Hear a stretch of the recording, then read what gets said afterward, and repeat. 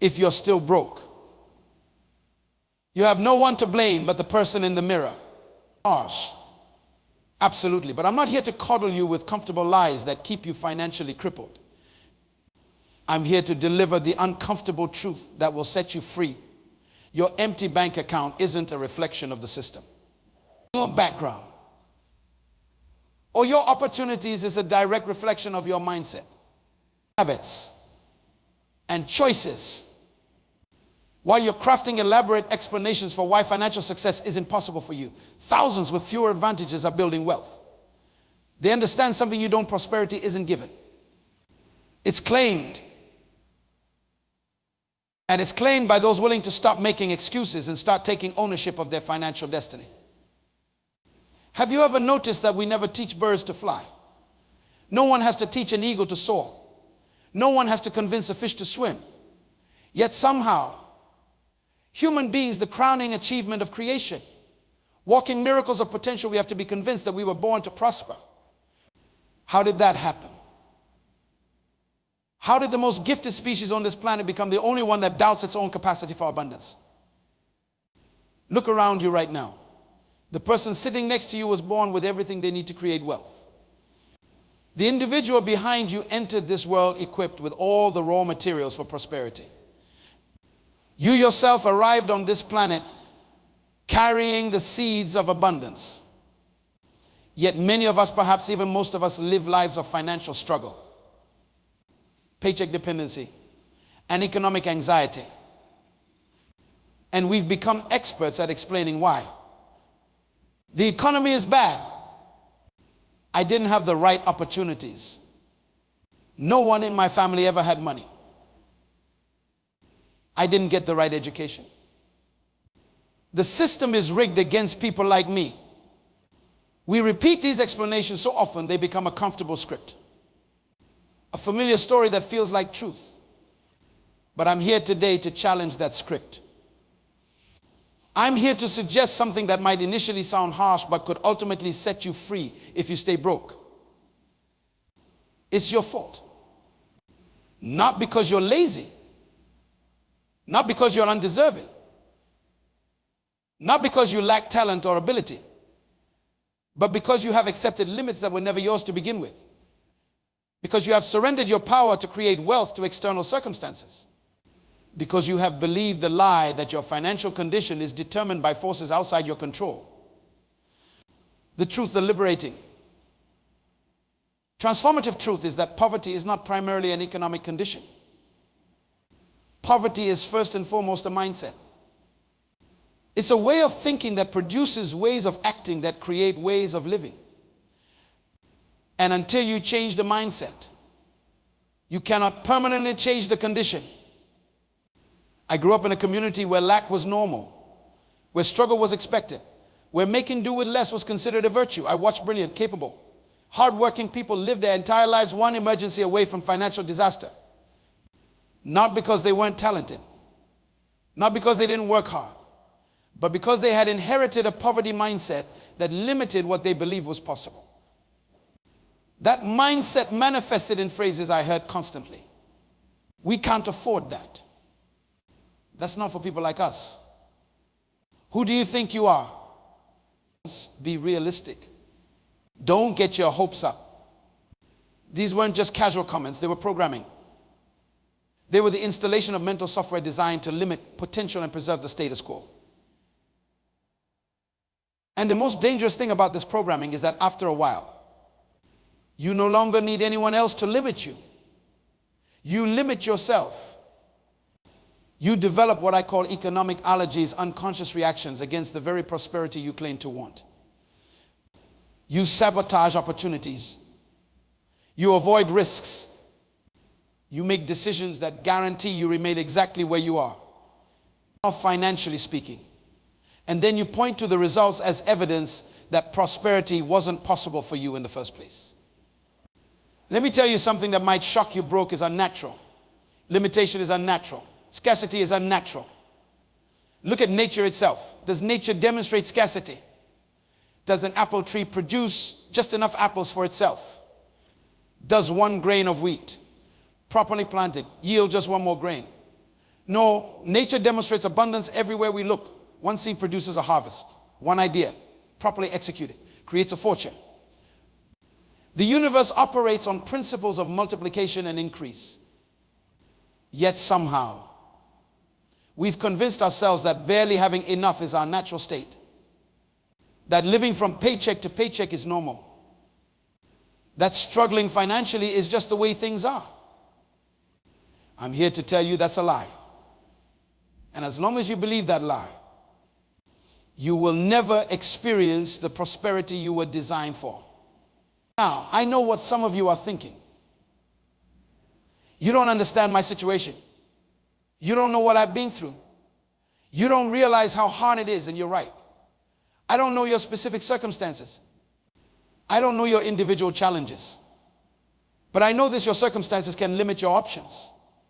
But they cannot limit your mindset unless you give them permission to do so.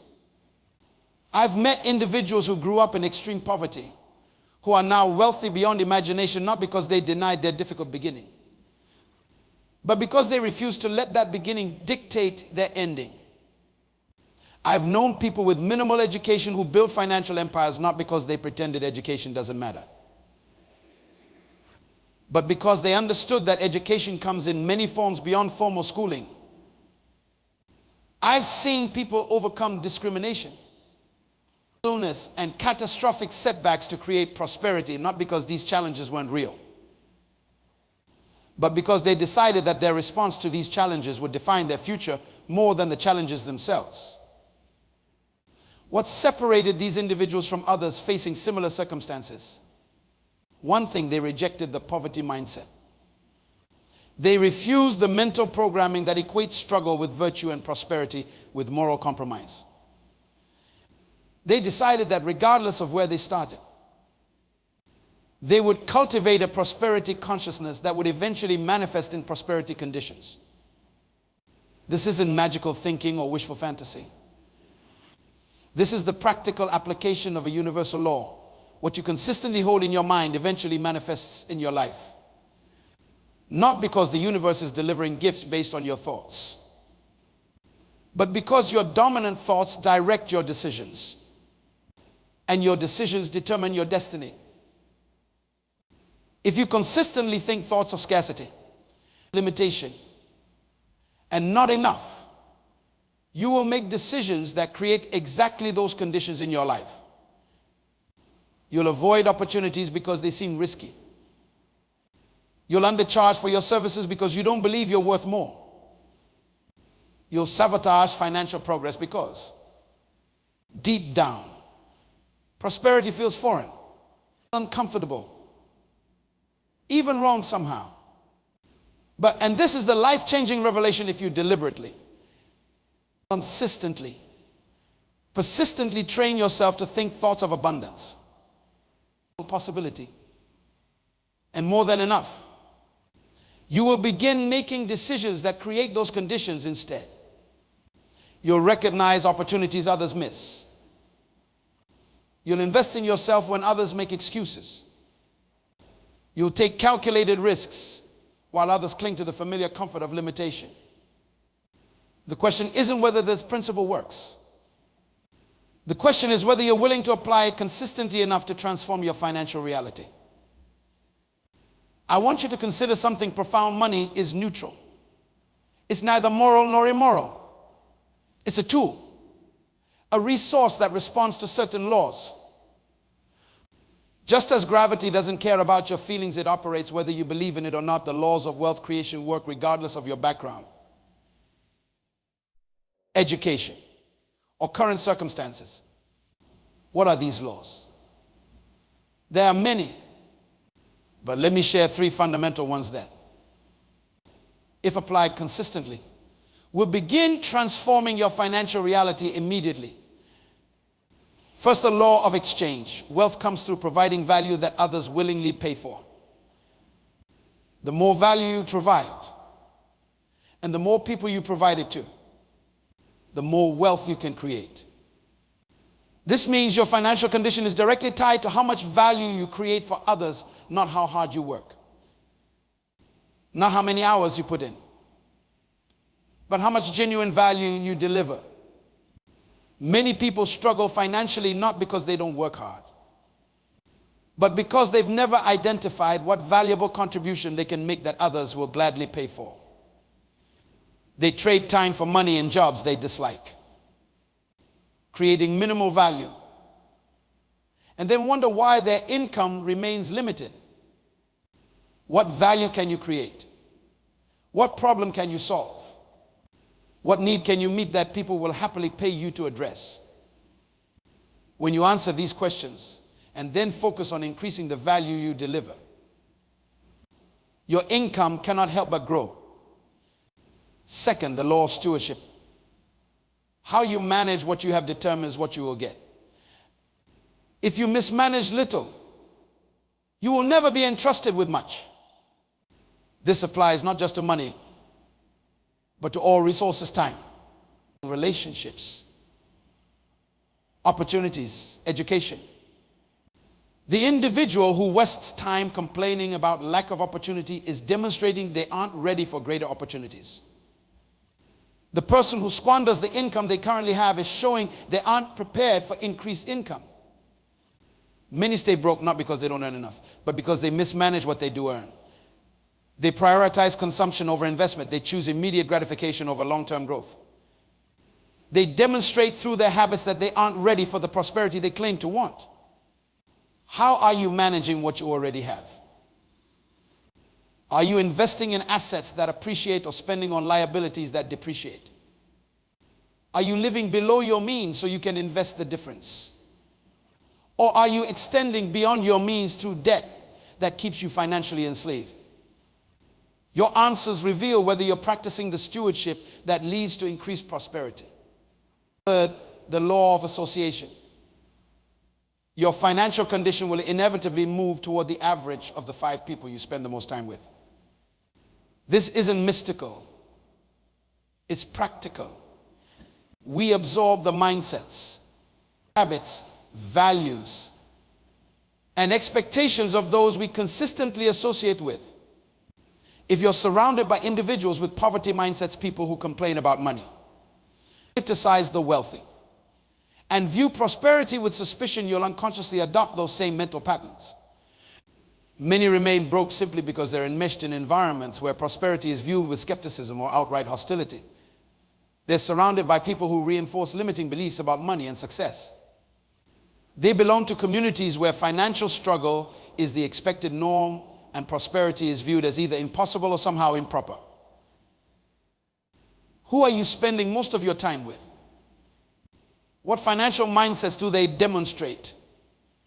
What conversations about money are common in your social circles? Are you surrounding yourself with individuals who challenge you to grow financially?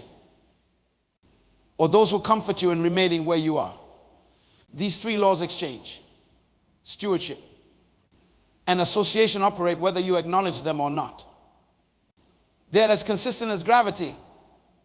And understanding them reveals something crucial. Your financial condition isn't random or arbitrary.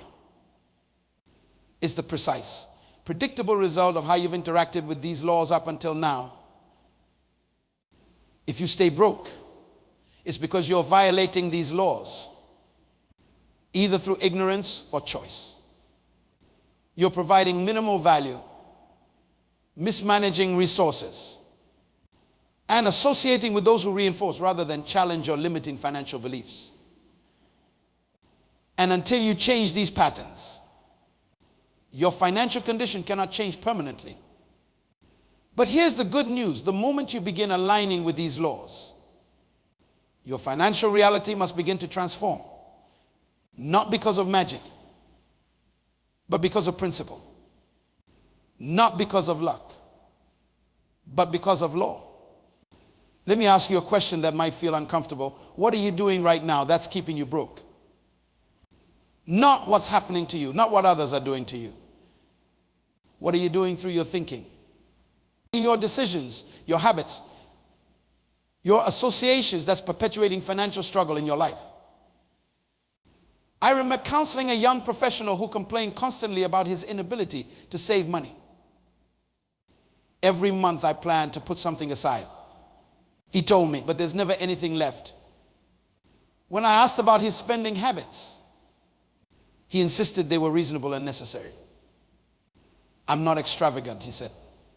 I just cover the basics. After some probing, I convinced him to track every expense for 60 days. The results shocked him. He discovered he was spending nearly 30% of his after-tax income on restaurants, convenience foods, and takeout. Another 15% went to subscription services he rarely used, and about 10% disappeared into what he called miscellaneous cash expenses that he couldn't even account for. In other words, more than half his income was being consumed by lifestyle choices he had convinced himself were basic necessities. He wasn't broke because he didn't earn enough. He was broke because he was mismanaging what he did earn. While telling himself a story about financial victimhood that kept him from addressing the real issue. This pattern is incredibly common. Most people who struggle financially aren't facing an income problem, they're facing a management problem. They earn enough to begin building wealth, but they've developed habits of mismanagement that guarantee they remain perpetually broke, regardless of how much they earn. Have you ever noticed that when many people receive a raise or bonus, their financial condition doesn't improve proportionally? That's because they immediately expand their lifestyle to consume the additional income rather than using it to build wealth.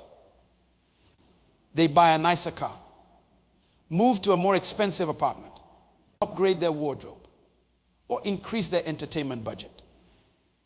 And within months, they're right back to living paycheck to paycheck, just at a higher income level. This pattern reveals something profound: your financial habits, not your income level, determine your financial condition. Give a person with poor financial habits more money, and they'll simply mismanage a larger amount. Give a person with excellent financial habits less money, and they'll still find ways to build wealth over time.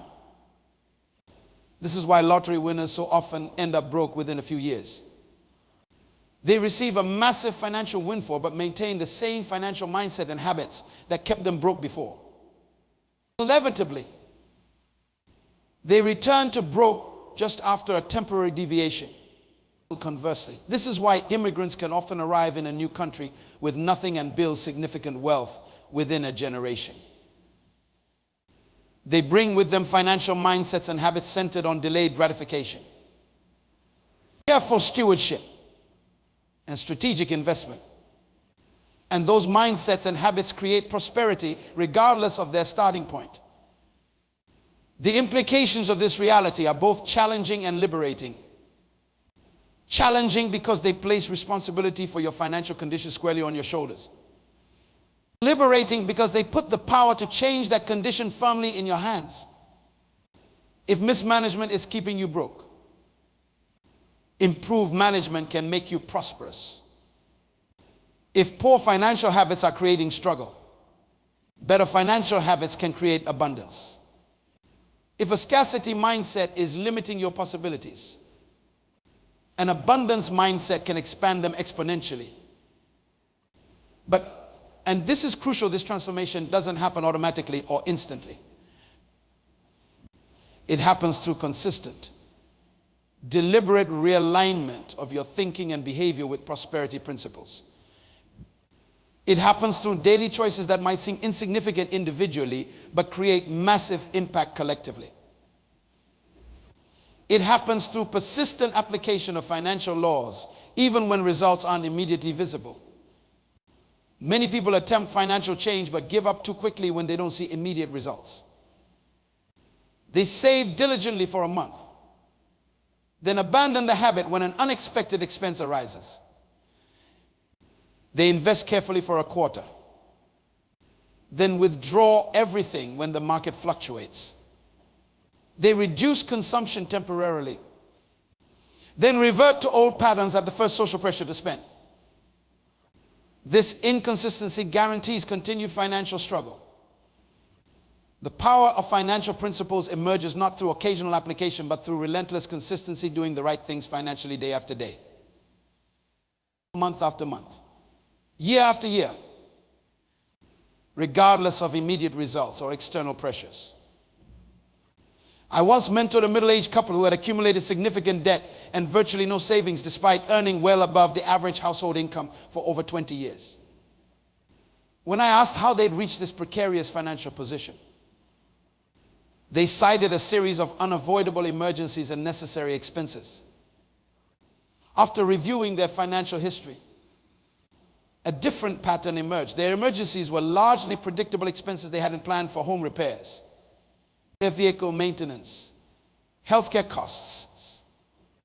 Their necessary expenses included private schools, frequent vacations, and a lifestyle that consistently exceeded their considerable income. The root problem wasn't bad luck or insufficient earnings. It was a fundamental disconnection from financial reality, a persistent pattern of telling themselves comforting financial fictions rather than confronting uncomfortable financial facts. They'd convinced themselves they were victims of circumstance rather than creators of their financial condition through thousands of small choices over 2 decades. Their transformation began not with a budget or investment strategy, but with a commitment to financial honesty. They had to acknowledge that their financial struggle was self-created through consistent misalignment with basic financial laws. They had to accept that prosperity would require not just different financial behaviors, but a fundamentally different relationship with financial reality. This shift from financial fiction to financial fact is where true transformation begins. It's the foundation that makes all other financial changes possible and sustainable. Without it, financial strategies become merely technical adjustments to a fundamentally flawed system. With it, even basic financial practices create powerful, lasting results. Prosperity isn't primarily about what you know, it's about what you do with what you know. I've met financial experts who remain broke because they don't apply their knowledge, while people with minimal education build wealth by consistently applying a few fundamental principles. This explains why many stay financially stuck despite unprecedented access to financial information. Podcasts, videos, seminars, we're drowning in financial education. Yet financial struggle remains common. Why? Because information alone doesn't create transformation. Application does. It's relatively easy to learn about budgeting and investing. It's much harder to consistently apply these principles when doing so requires sacrificing immediate pleasures, resisting social pressure, or persisting through setbacks. Yet this consistent application, this bridge between knowing and doing, separates those who achieve financial prosperity from those who merely talk about it. I once met a young man who complained that despite consuming dozens of financial resources, his situation hadn't improved. I've invested thousands in financial education. He said, when will I see results? The problem was clear. He had mistaken learning for application. He could explain sophisticated financial concepts and advise others brilliantly. But he wasn't living below his means, building multiple income streams, or investing systematically. He knew the path to prosperity but wasn't walking it. This pattern is surprisingly common. Many use financial education as entertainment rather than as a blueprint for action. They enjoy learning about wealth building but never move from knowledge to application, confusing financial information with financial transformation. True financial education isn't measured by how much you know, but by how effectively you apply what you know. One principle consistently applied creates more prosperity than 100 principles merely understood. This raises a challenging question. What financial principles do you already know that you're not consistently applying? What aspects of financial wisdom have you intellectually accepted but behaviorally rejected?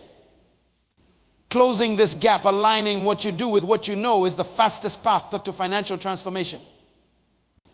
And it begins with radical honesty about where this misalignment exists in your life. Perhaps you know you should save systematically, but you're still treating savings as whatever's left after spending, usually nothing. Perhaps you understand compound interest, but you're postponing investing until you have more to work with. Perhaps you recognize the importance of multiple income streams, but you remain completely dependent on a single paycheck. Whatever your specific misalignment, acknowledging it honestly is the first step toward correcting it, not with shame, but with the recognition that your financial results directly reflect your behaviors, not your knowledge. This brings us to another crucial insight. Prosperity requires more than behavioral change. It demands identity shift. Many attempt to adopt new financial behaviors while maintaining an old financial identity. They try to save like a wealthy person while still thinking of themselves as someone who struggles financially. They attempt to invest like a prosperity-minded individual while still viewing themselves as a victim of economic circumstance. This internal contradiction eventually sabotages their efforts. Their behaviors gradually revert to match their unchanged identity. Their financial habits realign with their fundamental self-concept, and they find themselves back where they started, despite temporary behavioral modifications. True. Lasting financial transformation happens when you change not just what you do with money, but who you are in relation to money. When you shift from seeing yourself as someone who copes with scarcity to someone who creates and manages abundance. When your primary financial identity transforms from consumer to producer, from spender to investor, from economic victim to economic agent. This identity shift manifests in language first. Notice how you talk about money. Do you consistently use phrases like, I can't afford that, or that's too expensive? These are neutral observations. They're declarations of identity. They reinforce a self-concept centered on limitation rather than possibility. Prosperous individuals use different language. Instead of I can't afford that, they ask, how can I create the resources to afford that? Instead of declaring that's too expensive, they inquire, is the value worth the price? These aren't semantic games, they're expressions of a fundamentally different relationship with money and prosperity. Your language reveals your financial identity, which shapes your financial behaviors, which ultimately determine your financial condition. Change the language and you begin changing the identity. Change the identity. And transform behaviors follow naturally. Change the behaviors consistently. And your financial reality must transform accordingly. This is why affirmations alone don't create lasting financial change. Repeating prosperity phrases while maintaining scarcity behaviors creates cognitive dissonance, not transformation. True change happens when new language reflects genuine identity shift, which naturally produces new behaviors aligned with that identity. I've observed this process repeatedly in those who successfully transition from financial struggle to financial prosperity. They don't just adopt new financial techniques, they become new financial beings. They don't just learn about wealth, they reorganize their self-concept around wealth creation and management. They don't just change what they do, they change who they are. This identity transformation often begins with a decisive moment of commitment, a prosperity declaration. This isn't wishful thinking or empty positive talk. It's a profound decision about who you will be from this moment forward, regardless of current circumstances or past limitations. For one client, this declaration came after years of financial struggle despite a solid income. Sitting in my office, visibly emotional. He said simply, I'm done being broke. Whatever it takes, however long it takes, I will become a person who creates and manages wealth effectively. Just starting today, that's who I am. What followed wasn't magical or instantaneous. He didn't suddenly receive unexpected money or opportunities, but something fundamental had shifted internally. He began making different decisions from a different identity. He evaluated opportunities differently. He responded to setbacks differently. He viewed resources differently. Within 18 months, He had eliminated substantial debt, established significant savings, and created 2 additional income streams beyond his primary employment. Within 3 years, his net worth had increased tenfold.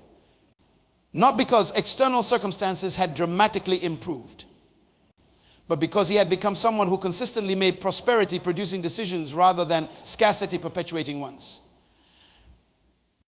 His story illustrates a universal principle. Prosperity flows toward prosperity consciousness. Not through mystical attraction, but through practical alignment. When you genuinely see yourself as someone designed for abundance, you naturally recognize and act on opportunities that create abundance.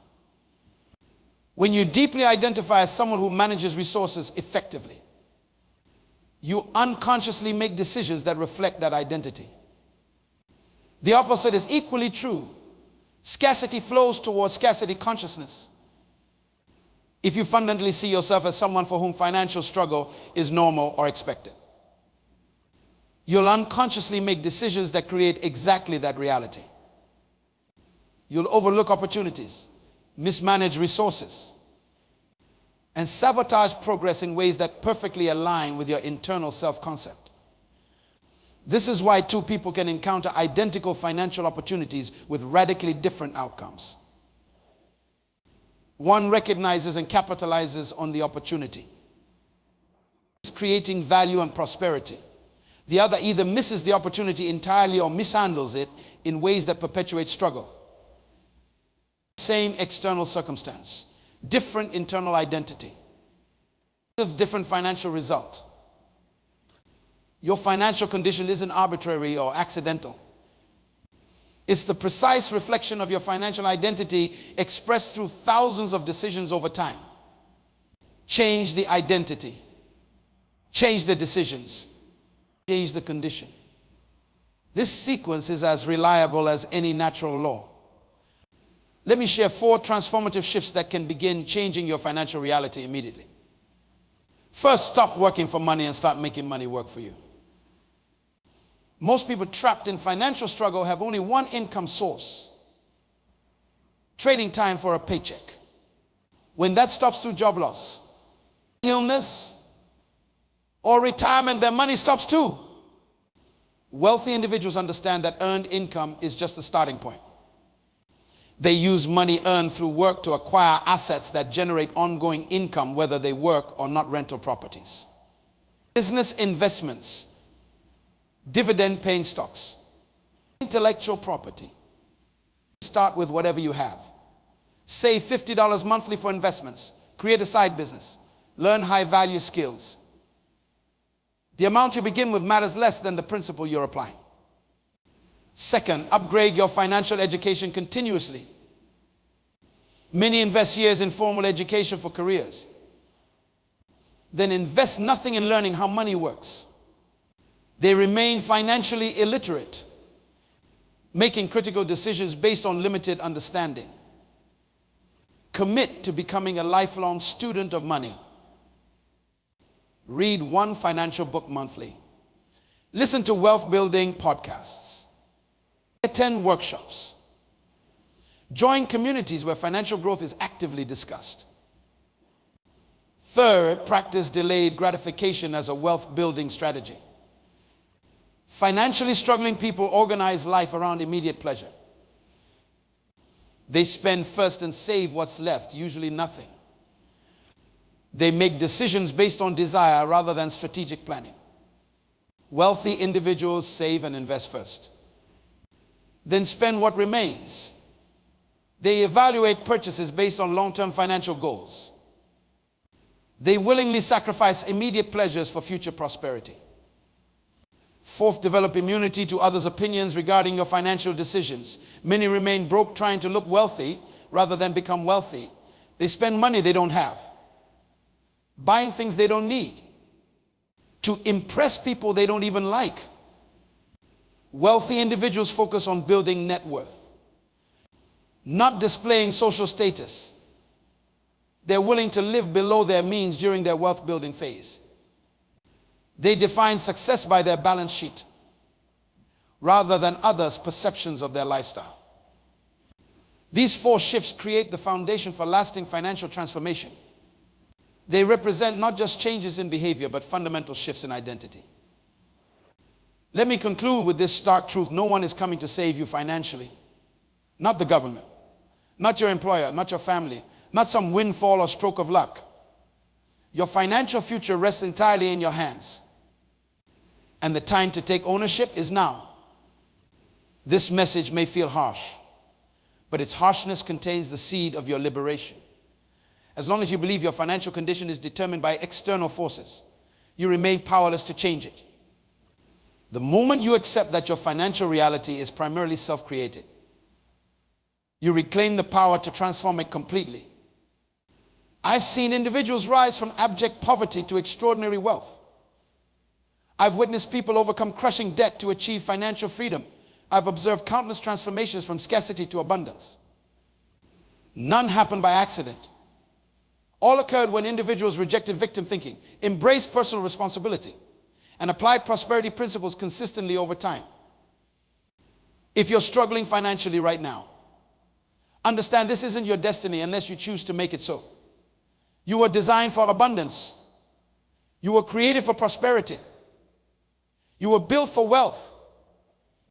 But that potential can only manifest through your choices. Your mindset and your actions. Your financial future is being determined right now, not by the economy, not by your background, but by the decisions you're making today. The choice is yours.